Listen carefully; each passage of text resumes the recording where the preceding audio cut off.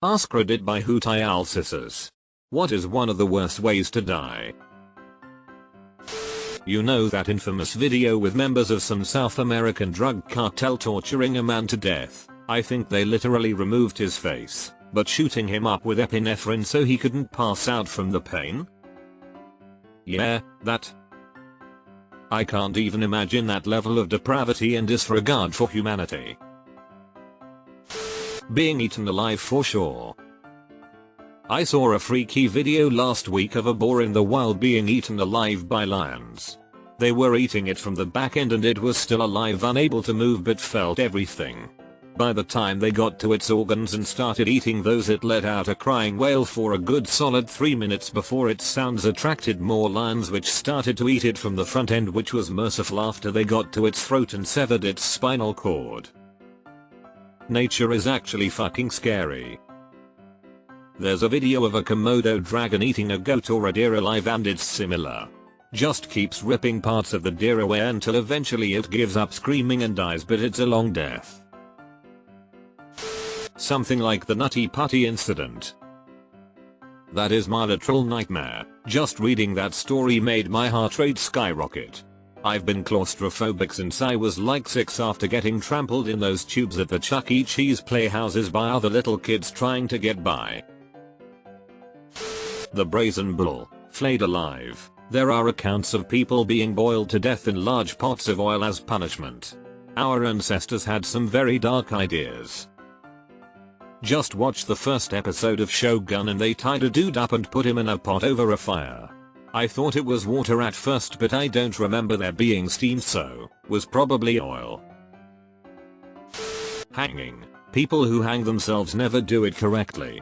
The neck does not break, they are strangled to death and die thrashing and fighting the body's automatic response to stay alive. My student has a brain injury from this, but thankfully prognosis for hypoxic brain damage is good and she will be back to normal by the time she starts high school. Burning to death has to be up there. The worst is probably when you survive the initial fire and only die after a few hours or days in hospital. ALS is the worst. After that, Parkinson's. Someone here said they were a nurse to an ALS patient and they blinked and Morse code repeatedly kill any. Falling off a cliff while trying to take a cool selfie for IG. The whole way down you'd just be thinking about how you're going to be remembered as a fucking moron. As someone who's taken those selfies, that's exactly what I would be thinking during the long drop down. 1. Everyone is going to think I'm an idiot. And 2. My dad is going to be so damn disappointed. Someone once posted about how cattle farms collect pools of cow shit to be used as fertilizer. A drunk guy once fell in and drowned. His body wasn't recovered until months later. That isn't exactly going gently into that good night. There was a similar story. https://www.google.com/amp/s/www.bbc.com/news/uk-northern-ireland-2122046.amp closed bracket. About 12 years ago near where I live, 3 members of one family trying to save their dog then each other. Just awful. Anything slow. Some people on here may list crazy things, but at least they're mostly fairly quick. My psychology teacher told us this story about a boy who had come to him because he was having trouble with the bathroom. His parents said they had gone to doctors and they hadn't found anything, so they went to a psychologist.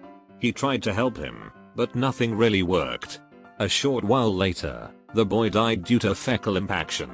From then on, this psychologist always made sure to tell the parents to be absolutely sure with the doctors.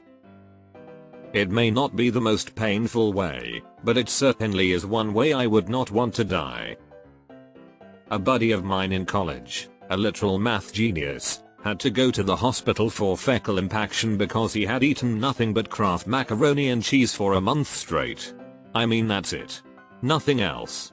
Not sure if he's the smartest dumb guy or the dumbest smart guy I've ever met. Buried alive 6 feet down in a coffin. Don't think about it too much. I couldn't handle that. A while back I was on an overloaded elevator. No room.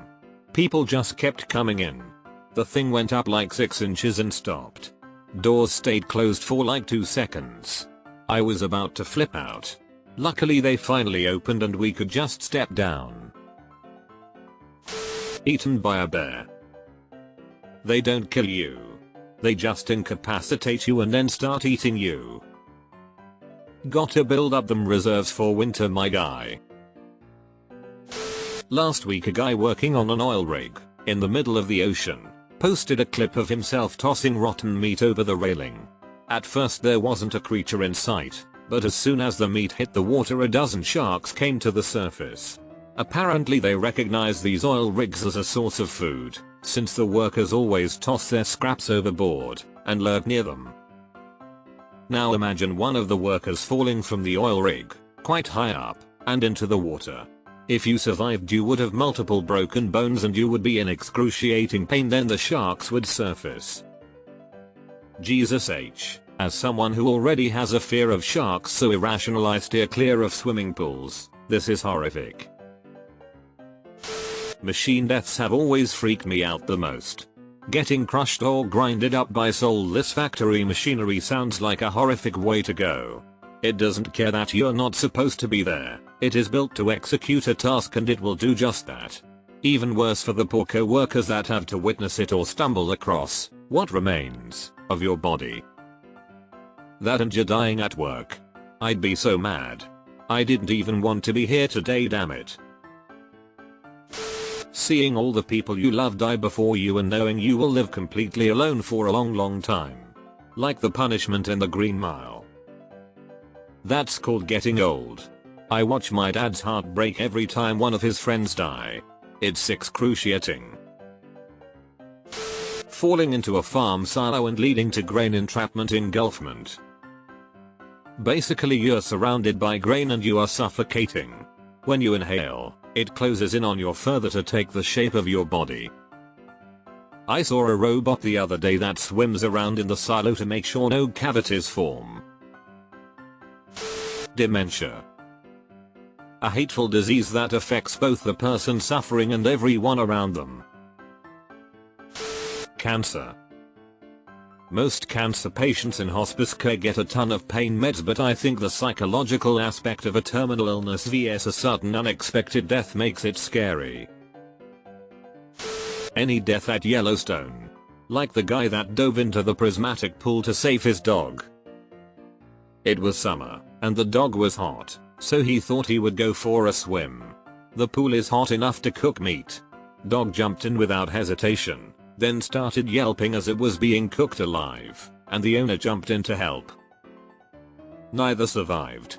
The man said, "That was dumb, huh?" Waiting for the ambulance. He passed at the hospital.